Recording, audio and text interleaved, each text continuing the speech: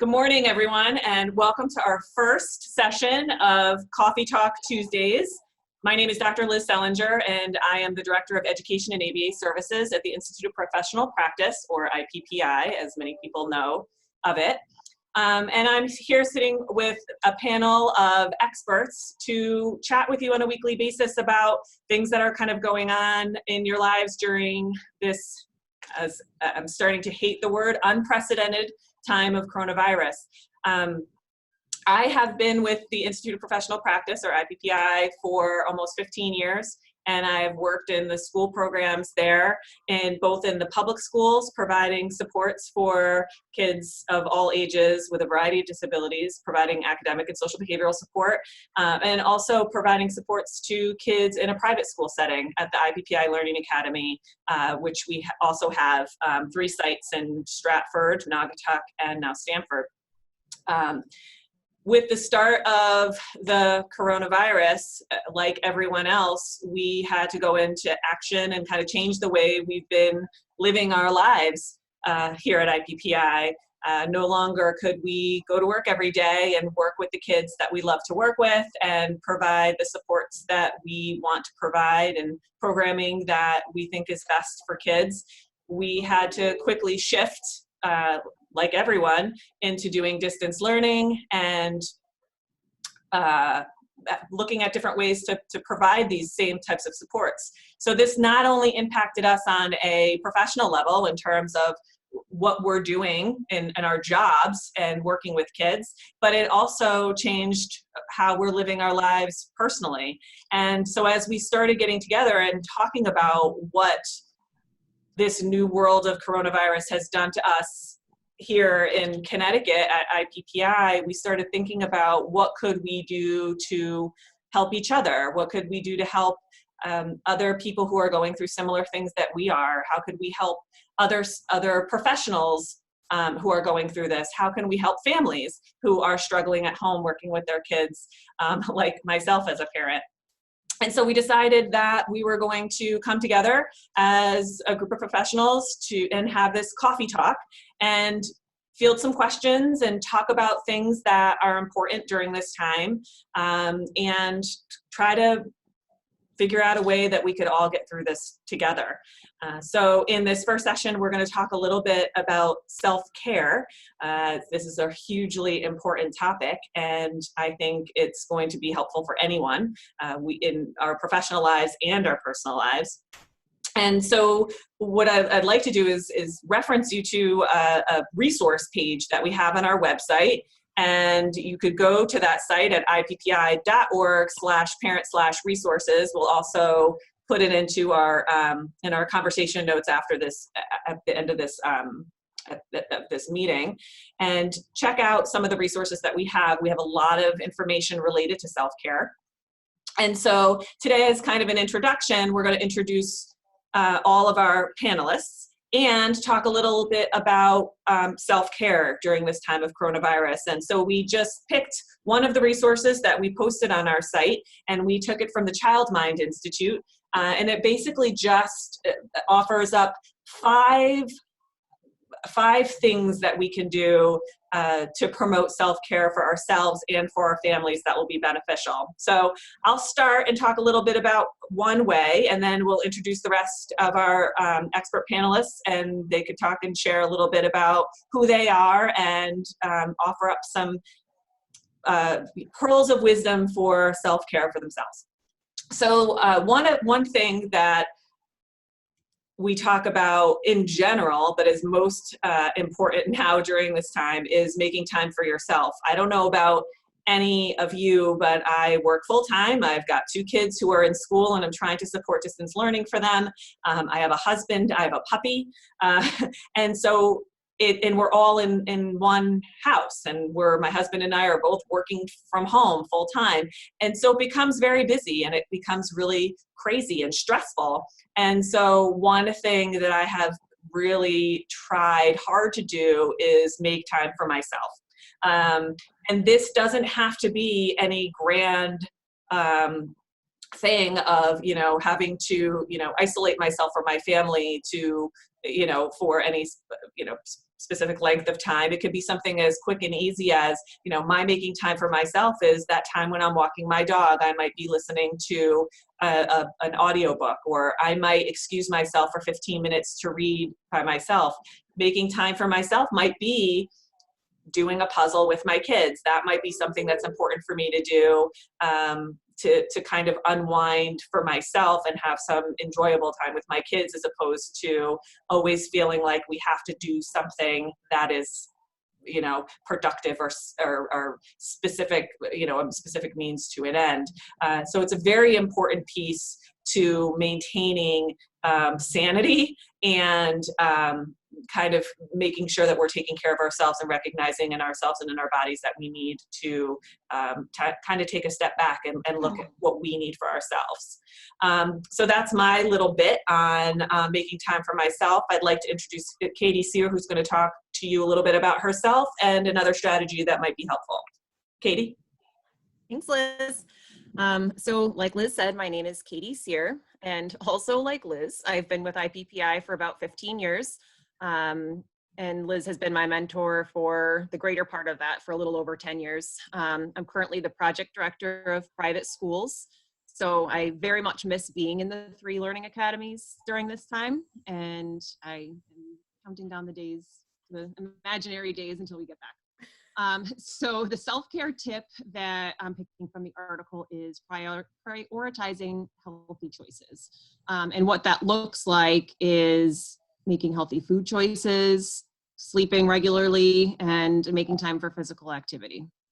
So in terms of making healthy choices with food, this is a challenge, obviously, because we're not going to the grocery store as much as we could, so we don't have as many fresh fruits and vegetables.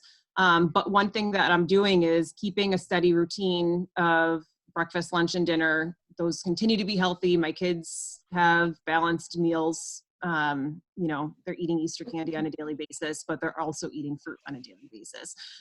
This isn't something that you should be pressuring yourself to do any more than you would be if we were in school or in work or wherever we are. What I'm really looking at is getting sleep. My kids will fall apart if they're not getting enough sleep. I will fall apart if I'm not getting enough sleep. So bedtime has stayed the same. Just because we're not going to school doesn't mean we're staying up late, and it doesn't mean that we're sleeping in. So that's one huge thing that we have maintained in our family. The other piece is physical activity. So that's easy for kids, right? You let them go outside and they'll run around all day. But as adults, in a perfect world, I'd be getting up at 5 a.m. and doing yoga every day, but that's not happening because this isn't a perfect world. So I have a dog, so we just make sure that we walk our dog every day for at least 30 minutes. And that's how I'm incorporating physical activity. And that's it. And for me, that's okay that that's it. You know, when I have a good day, maybe I'll do yoga. But I'm also not killing myself or really kicking myself if I'm not getting that done. So that's it in a nutshell. It's all about balance. It's doing the best that you can with what you have and being okay with it not being perfect. Thanks, Katie. I think it's so important to think of what you're doing during this time and being okay with it, and that it's enough. It's what you can do is enough. Lisa, let's introduce you and talk to us a little bit about your strategy. So I am Dr. Lisa Doby. I am the school psychologist at the IPPI Learning Academy. And I've only been with IPPI for about 2 years, but prior to that, I worked for a long time in public school settings, working with kids around self-regulation and coping mechanisms, coping strategies, and doing a lot of consultation work with school teams as well as parents. And my kind of self-care strategy, which I think Katie and Liz have already kind of alluded to, is just the idea of being realistic with yourself. And that is, as a lifelong perfectionist, that's something that I struggle with mightily. And, you know, kind of at the beginning of all of this, as I was kind of trying to organize my time, I was thinking about like planning all these like really healthy meals and finding time every single day to go for these long walks, and figuring out how I was going to catch up on like my reading, both professionally and personally. And I was going to clean out my basement and my closets. I was going to organize my entire life. And as I'm saying all those things, I'm sure you're thinking like, that's insane. because that's not realistic. And we had a little bit of time last week off, which was nice to kind of recharge and kind of reflect. And I found myself rewatching a series that I really like on Hulu, which was not on my like grand to-do list, and that's okay. I think one of the things, you know, in terms of being realistic is it's nice to make plans and it's nice to provide yourself with structure, and it's nice to kind of create like this framework in which you want to kind of be productive and live, but it's okay to give yourself a break every now and again. And it's okay to sit on the couch and watch a little TV. And it's okay to just kind of treat yourself with grace and compassion and understand that these are not ideal circumstances for anybody. And so it might not be the time to be your absolute best self, and that's okay. And one of the other things that I think some of us within this group were talking about the other day was the idea that we're not feeling as productive as we have ordinarily. And that feels uncomfortable for me, and I'm sure for lots of people, but that's also something that we need to kind of be forgiving of ourselves with and for. And, you know, these are not ideal times, so we're not necessarily going to be the most productive we've ever been in our lives. And just one other thing that I think Katie referenced a little bit was sleep. And I am finding that I do not have as much energy as I have in my real life. And I'm sleeping a little bit more than I usually do. Not that I'm sleeping all day or that I'm sleeping for, you know, tremendous lengths of time, but I don't have as much energy as normal. And, you know, I sometimes find myself sleeping in a little bit, and I think that's okay. So if there are like areas of your life where you're finding you kind of need to give yourself a break, I think it's okay to do so right now in these COVID-19 times. Yeah, thank you, Lisa. I think what resonated a lot with me from what you said is this whole idea of having to be working full time and providing the distance learning for my 2nd and 4th grade children. And I think in the beginning, I was one of those people who was all up, I'm going to have the schedules and I'm going to make sure that they do the schoolwork that's assigned and more. And and it really took a lot for me to, I mean, I'm nowhere near there now, but to scale back from that, but even beyond that, to say, you know what, if we don't get this assignment done, it's okay.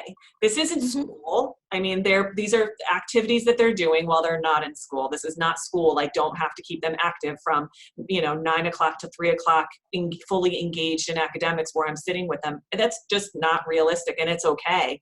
I'm doing the best that I can, and sometimes I'm okay with that, and sometimes I'm not, but I'm learning to kind of work on that. But I think we put a lot of pressure on ourselves as professionals, as parents, and just as individuals. So I think it's a really important strategy. Chrissy, let's go to you. Hi. So I'm Chrissy Martinez. I am the project director of school partnerships with IPPI. I have been with the company now for just about a year and a half. I come from the background of public education. I'm a certified special education teacher as well as a certified school administrator. So we have, much like Liz had mentioned, really spent the last month or so, I guess now we're working on a month and a half, it's hard to believe, focusing our energies on bringing distance learning to students all over Connecticut and in our public school partnerships where we work directly in the school setting. So we miss our students terribly, and our teams are working really hard to make sure that we can connect with families as best that we can during these really, like Liz said, unprecedented times. One of the things that I've been working on myself with my family as well as me personally is the idea of setting boundaries and self-care. And that is a really difficult concept, I think, for me. We are in a situation right now where the information is coming at us from all angles, all day, every day. In the beginning of all of this, the information that was coming to us as educators on what to do and how to do it was changing rapidly. The information that was coming to us from the World Health Organization and all of our separate governors and people, doctors and nurses, was changing rapidly and continues to change rapidly.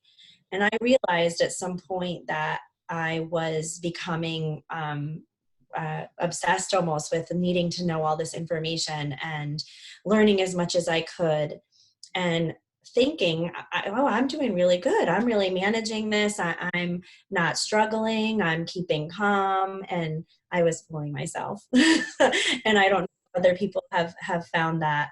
And I finally reached the point where I said, oh my gosh, this is too much. It's too much information. It's too much changing information.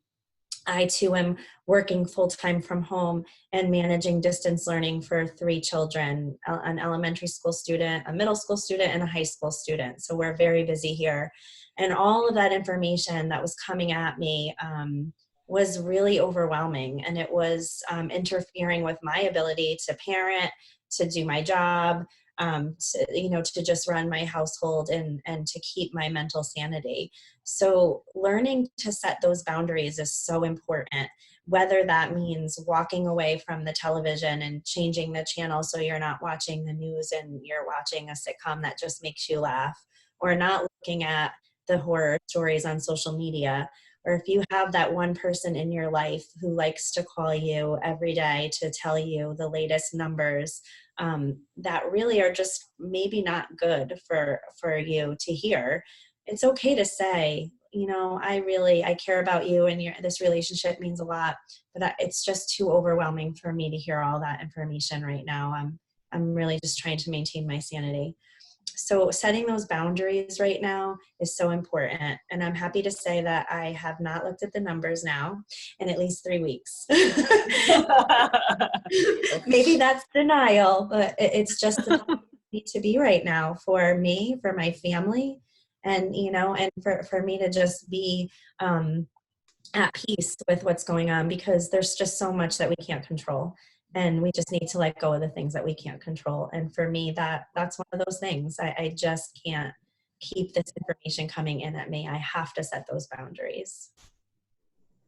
Thank you, Chrissy. I 100% agree. I think it's really hard to do some of these other strategies when you're so overwhelmed by information, and there's so much information, a lot of it not even true information.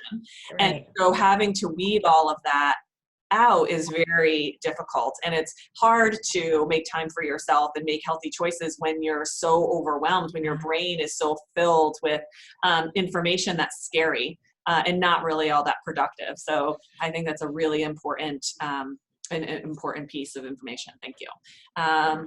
Michelle, can you talk to us a little bit about who you are and a strategy that you have found helpful based on this article? Absolutely. So my name is Michelle Levine. I'm a pre-doctoral intern at IPPI. Before I went to get my doctorate, I'm a certified school psychologist. I worked in the public schools for 2 years before going back to school. And I've been with IPPI for about 9 months, working in the Learning Academy. And one of the strategies that I really resonated with was reconnecting with things that you enjoy. I think it really goes along with what everyone else has been saying. I think it's a challenging time for us, truly unprecedented. And I think we can use this time to maybe reconnect with things that maybe we didn't have time for before, or between our busy schedules. I know going back to school has been a little bit crazy, and being on internship, but I may not always have time for things that I enjoy, and maybe I can use this time.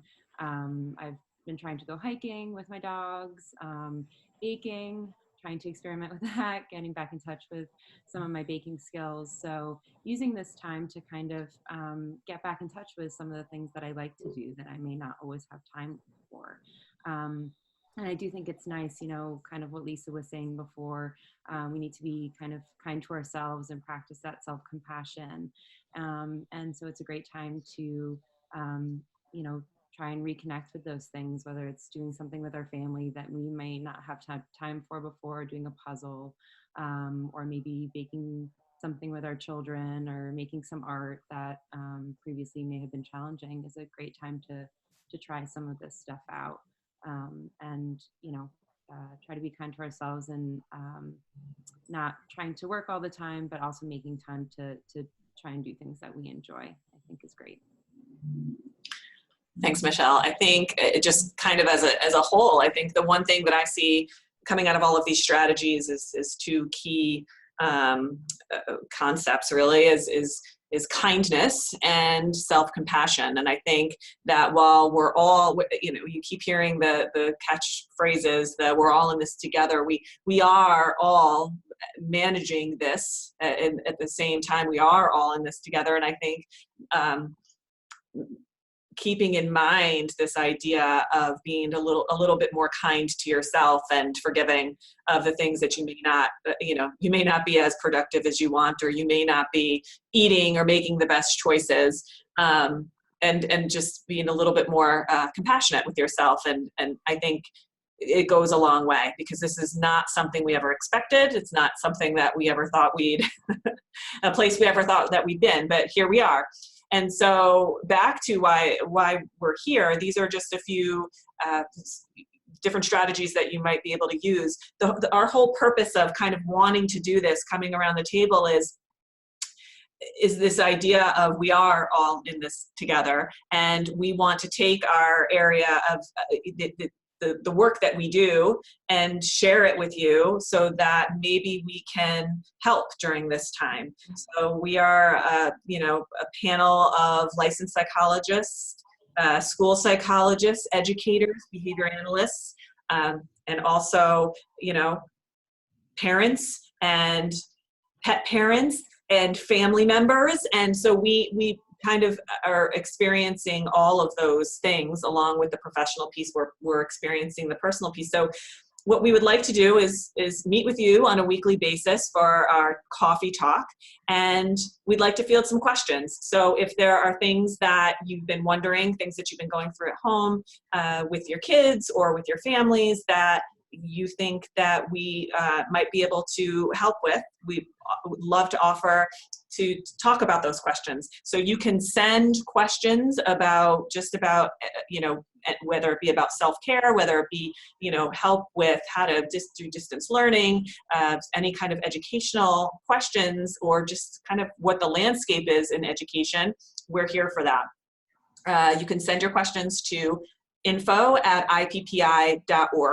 And again, we'll add that to that below to the video. You can also type in questions to the live chat once we go live next week. And so I think what we're going to do is we're going to try to have topic areas each week. Next week, going along with our self-care, we're going to talk a little bit about mindfulness and how mindfulness can play a part in your self-care practice. So if you have questions related to that, please feel free to send them to us and we can address them next week live, or join us live next Tuesday at 10 a.m. for our first live coffee talk, where we'll talk a bit about mindfulness. Anybody else on the panel have anything that you want to add before we close down and do our final coffee cheer? I think the only thing that I would want to add is every single thing that the five of us talked about, I hope this is a lesson to us that when life goes back to normal, we don't forget all of these we're putting in place now. Yeah, this is not COVID-specific strategies. This is life strategies that I hope we can us when this is all over. Well, this is recorded, Katie, so we can always, we can always go back to it. We'll see. Anyway, we hope to see everybody next week for our next coffee talk. And until then, we look forward to hearing your questions.